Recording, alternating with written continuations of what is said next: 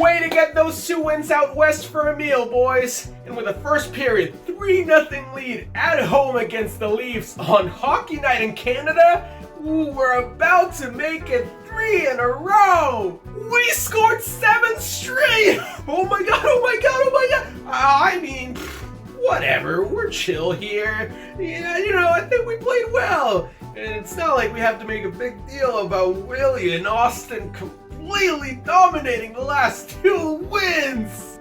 Okay, so we all agree to start Dovish the rest of the season, right? What the hell is happening to us? We couldn't get a single win for Keefe against Toronto this year, got 0 points against Philly and Ottawa, and not only did Tkachuk walk free after a high hit to Nico's face, the only one who got disciplined was Kovacevic for standing up for his captain! Oh please, at most it should have been a charging call instead of interference. I will say though, loving the feistiness, boys, but we cannot be allowing 4 to 5 power plays a game. Gotta keep it way cleaner than that, like in our shutout win against the Ducks. What, so nobody else in the league is gonna help us make a fuss about Lundy getting kneed by Reinhart? Nope, we're all just moving on and leaving me here with my own thoughts after getting shut out for the first 3 times this season, all on this road trip? Alright. Hey Ducks, if you're looking for offense, look no further than Mika Zibanejad. I mean, y'all like Michigan goals and he almost scored one against Columbus the other night. Hell, we'll throw in Chris Kreider in too. Just please take them. Man, first 6-game winning streak in almost 5 years. Werenski continues on his generational run, and sure, Tarasov might have picked up the L on his first career shutout, but we are pulling ahead in a tight wildcard race. Although something tells me these other teams have something different on their minds right now. I swear on God, my mother, Matthew Patras, and everyone else who I hold dear in my heart, if I had to hear the name Tkachuk one more time, I am going to punch through a wall! Y'all thought a 5-3 lead with 3 minutes left would be enough? It literally took an Alex Ovechkin overtime winner to beat Levi Merlainen this week. And with a healthy Allmark, just bring on that 7-game series already! When Hellebuck's in net, we get Kyle Connor natural hat tricks, last minute Dylan DeMello go-ahead goals, but the moment poor Eric Comrie steps on the ice, we're letting a guy on the Flames score his first goal since Game 4. It's actually incredible.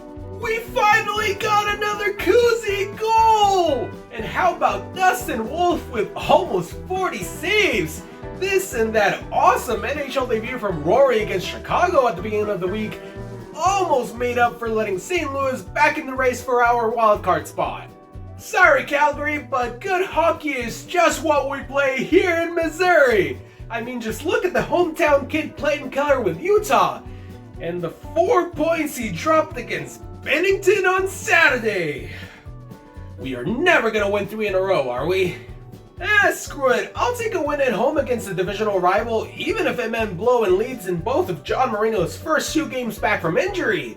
Plus, it could have been way worse. We could have lost 3 in a row? The Carolina loss I can forgive, but wasting the Dorofeyev hat trick in Nashville and then losing to Chicago?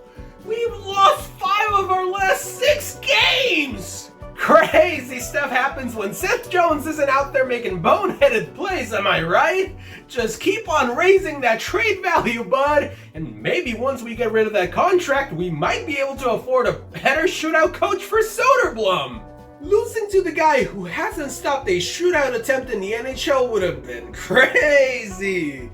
But hey, we got 3 wins in a row and hopefully squashed the remainder of this whole LaRue Spurgeon situation.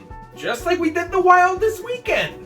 I was so ready to unleash all my frustration from that Vikings loss on LaRue this week, but now I'm having to worry about Johansson being concussed while the NHL refuses to hold its golden boy accountable. Hey now, let's not go around pretending like Hartman didn't get away with slew-footing Draisaitl that same night. Plus, it doesn't even look like the elbow touched him. You can't suspend McDavid for that. Maybe not, but you can suspend him for cross-checking Garland on the face. And to all the Oilers fans going, well, what about Tyler Myers? Yes, he should be suspended too. Hell, suspend the whole decor if you want. You might honestly be doing us a favor. A guy puts on the best product to watch out there, then stands up for himself because the refs refuse to do their jobs, and now he's a dirty player. Alright, okay. Karma strikes the Oilers after that comeback win against us. Which admittedly was also karma after we beat the Rangers when we probably shouldn't have, but hey, nice of Dallas to get us back on track by allowing 5 straight in our game against them. Well, on the bright side, Stanky opened the week by ending his scoring drought, and then Robo closed it on a hot streak to get us to second in the division. Just wish we didn't have to wait so long for Sagi, Mush, and Rupe to come back. Hey, Freddie Anderson is back!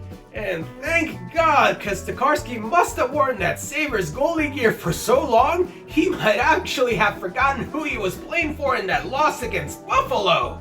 Honestly, I don't know what I would do without the Bills, because how do you go from McLeod completing his hat trick against Carolina in a period with 0 shots on goal to allowing a goalie goal against Pittsburgh 2 nights later?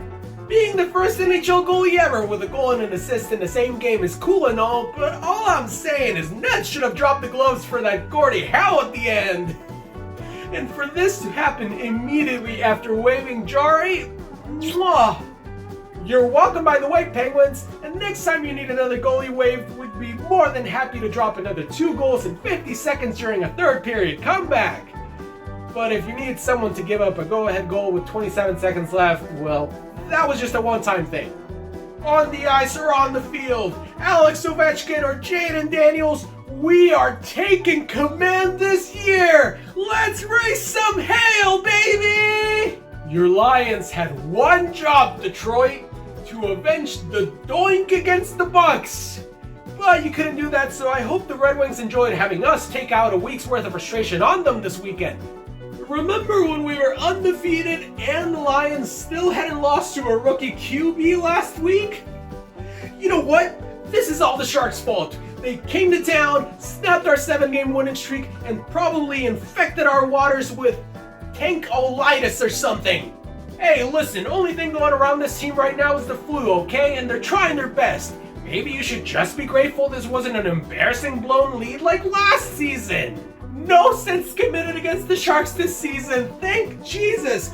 Now, can anyone tell me how a guy with no prior record gets suspended 3 games for a hit that was reviewed by the refs and then called a non-penalty? Oh, but Domi's hit on George, that's fine, right? Come on! You know, with the Department of Player Safety actually doing their job for once, plus the 3 wins, this has been a pretty good week for us. And yet, if the Rams had completed that last drive in the 4th quarter against the Birds, I would have been flying high alright, right out of my window. Even though both LA teams are out of the NFL playoffs and the Kings had a pretty rough road trip themselves, it was still pretty nice to take a break from everything else going on. I'm not gonna lie, the road to recovery ahead is gonna be a long and tough one. Honestly, I am far luckier than so many others, but what I do know is that if anyone can overcome this tragedy, it's the city of Los Angeles. Love y'all.